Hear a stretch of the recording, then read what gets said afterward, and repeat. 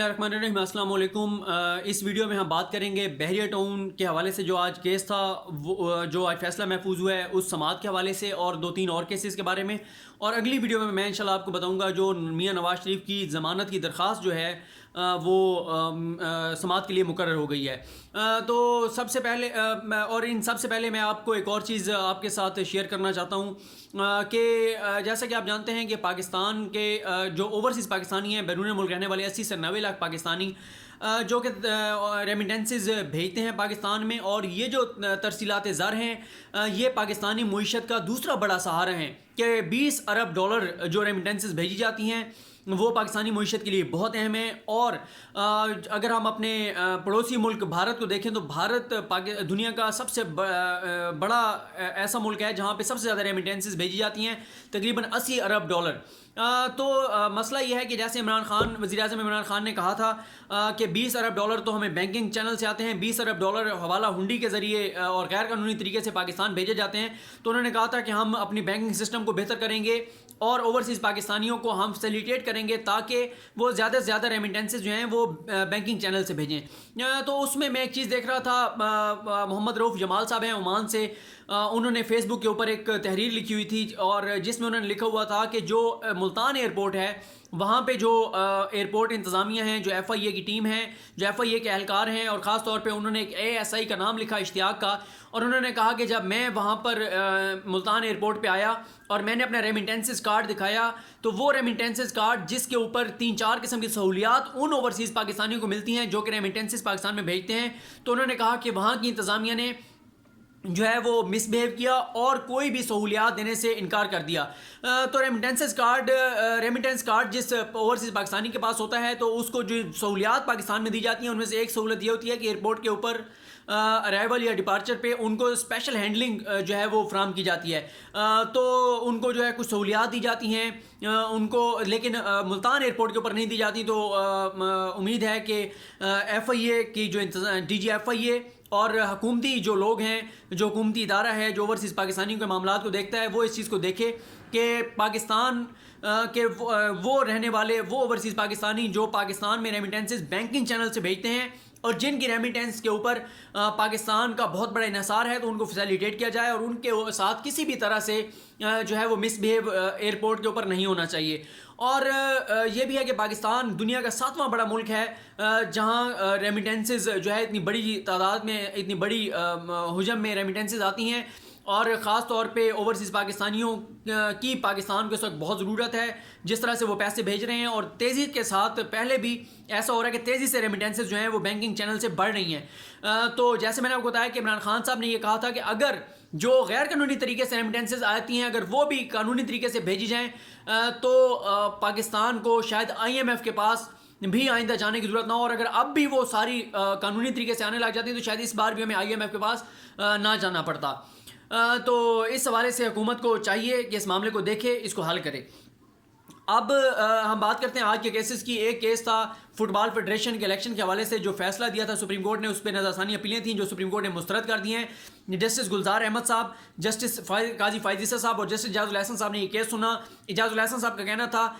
کہ یہ جو آج درخواست آئی ہے ریویو کی، یہ بھی ایک طرح سے فیصل صالح حیات کو فائدہ دینے کے لیے دائر کی گئی ہے۔ فیصل صالح حیات جو ہیں وہ ہار چکے ہیں الیکشن، تو عدالت نے وہ درخواست مسترد کر دی، اور ساتھ ہی ایک اور درخواست تھی جس میں یہ کہا گیا تھا کہ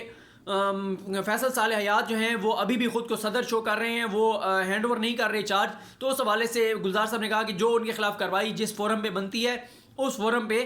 آپ جو ہے وہ رابطہ کریں اور اس فورم پہ اپلائی کریں تاکہ فیصل صالح حیات جو ہے ان کے خلاف کارروائی کی جائے۔ اسی طرح ایک اور کیس تھا جس کے حوالے سے میں نے آپ کو پچھلے ہفتے بتایا تھا، محسن حبیب وڑائچ این آئی سی ایل اسکینڈل، جس میں نیب کے حوالے سے بڑے سخت ریمارکس آئے تھے جسٹس گلزار احمد صاحب کے۔ آج اس کیس میں پہلے تو راجہ عامر عباس صاحب کی ایڈجرنمنٹ کی درخواست تھی جو کہ وکیل ہیں محسن وڑائچ صاحب کے، محسن حبیب وڑائچ کے، تو انہوں نے ان کی درخواست تھی کہ وہ بیمار ہیں، وہ پیش نہیں ہو سکتے، اور محسن حبیب وڑائچ بھی پیش نہیں ہوئے۔ پراسیکیوٹر جنرل نیب جو ہے وہ پیش ہوئے، انہوں نے عدالت کو بتایا کہ محسن وڑائچ کو جلد گرفتار کر لیا جائے گا عدالت نے یہ کہا اور یہ بھی کہا گیا عدالت کو کہ وہ پیش ہوئے نیب کے سامنے، تو گلزار صاحب نے کہا کہ میں نے تو پہلے بھی کہا تھا کہ اس کو آپ نے چائے پلائی ہوگی، بسکٹ کھلائے ہوں گے اور بھیج دیا ہوگا، اور اب تو وہ جو ہے پاکستان سے بھاگ گیا ہوگا۔ تو پروسیکیوٹر نیب نے کہا کہ ہم تمام اداروں سے رپورٹ مانگیں گے کیا وہ باہر تو نہیں گئے، کیونکہ ویسے بھی ان کا نام ECL پہ تھا۔ تو جسٹس جاز الحسن صاحب نے کہا کہ جو لانچوں کے ذریعے جاتے ہیں ان کا ریکارڈ جو ہے وہ نہیں ہوتا۔ اس موقع پہ فائز عیسیٰ صاحب نے پوچھا کہ ان کا قصور کیا تھا، تو بتایا گیا کہ انہوں نے مہنگی زمین جو ہے NICL کو بیچی، تو انہوں نے کہا یہ تو بیچنے والا تھا، اس نے تو ریٹ زیادہ کہنا تھا، خریدنے والے جو تھے قصوروار تو وہ تھے کہ انہوں نے اتنی مہنگی زمین کیوں خریدی۔ تو بتایا گیا کہ جو NICL کے جو ہیڈ تھے ایاز نیازی وہ کنوکٹ ہو چکے ہیں اور 4.40 ملین جو ہے وہ ان سے اب وصول کیے جانے ہیں۔ اب ہم آتے ہیں بحریہ ٹاؤن کیس کے حوالے سے۔ آج بحریہ ٹاؤن کے حوالے سے فیصلہ محفوظ ہو گیا ہے، 21 مارچ کو یہ فیصلہ سنایا جائے گا۔ آج جیسے ہی سماعت کا آغاز ہوا تو علی ظفر ایڈوکیٹ صاحب نے بتایا عدالت کو کہ بحریہ ٹاؤن کراچی جو ہے اس کی 16,896 ایکڑ زمین کے لیے 440 ارب روپے ہم دینے کو تیار ہیں۔ تو عظمت سے شیخ صاحب موجود تھے اس بینچ میں، ان کے ساتھ فیصل عرب صاحب اور منیب اختر صاحب تھے۔ تو عظمت سے شیخ صاحب نے کہا کہ سوچ لیجئے ایک بار پھر، تو انہوں نے کہا سوچ کے انہوں نے کہا کہ جی چلیں ہم 450 ارب کر لیتے ہیں۔ تو اس کو عدالت نے اپنے پاس سے نوٹ کر لیا۔ ڈاؤن پیمنٹ کے حوالے سے انہوں نے کہا کہ 20 ارب روپے ہم دیں گے، 15 ارب پہلے عدالت کے پاس ہے 10 ارب عدالت کے اکاؤنٹ میں، اور 5 ارب وہ 4 سے 5 ارب جو انہوں نے زمین جب لی تھی تو اس وقت جو انہوں نے دیے تھے وہ، تو باقی 5 ارب وہ دیں گے ڈاؤن پیمنٹ۔ اور پھر انہوں نے کہا کہ اگلے 5 سال تک، اگلے 3 سال تک، پہلے انہوں نے 2 ارب کہا، پھر انہوں نے کہا عدالت نے کہا کہ 2 ارب تو بہت کم ہے، تو انہوں نے کہا 2 ارب 25 کروڑ روپے پر منتھ پہلے 3 سال جمع کرائیں گے، آخری 5 سال جو ہے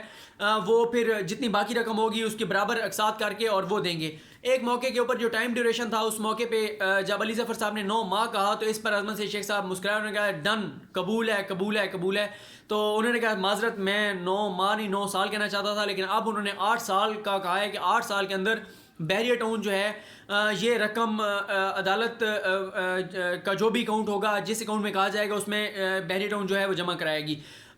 یہ بار بار میں کلیریفائی کرتا ہوں کیونکہ بہت سارے لوگوں کو اس کیس کا بیک گراؤنڈ نہیں پتا، تو وہ یہ کہتے ہیں کہ عدالت کیوں بحریہ ٹاؤن کو یہ زمین دے کے، گو کہ ابھی فیصلہ آنا ہے عدالت کا، لیکن وہ کہتے ہیں کہ کیوں عدالت زمین یہ بحریہ کو دینا چاہتی ہے۔ تو یہ بات سمجھیے کہ پہلے سندھ حکومت نے جو یہ زمین دی تھی وہ 4 سے 5 ارب روپے میں دی تھی، جس کی اب عدالت 450 ارب روپے لے رہی ہے۔ اندازہ لگائیں تقریباً اگر لے گی 450 ارب یا جتنے بھی طے کرے گی، تو اندازہ لگائیں کہ تقریباً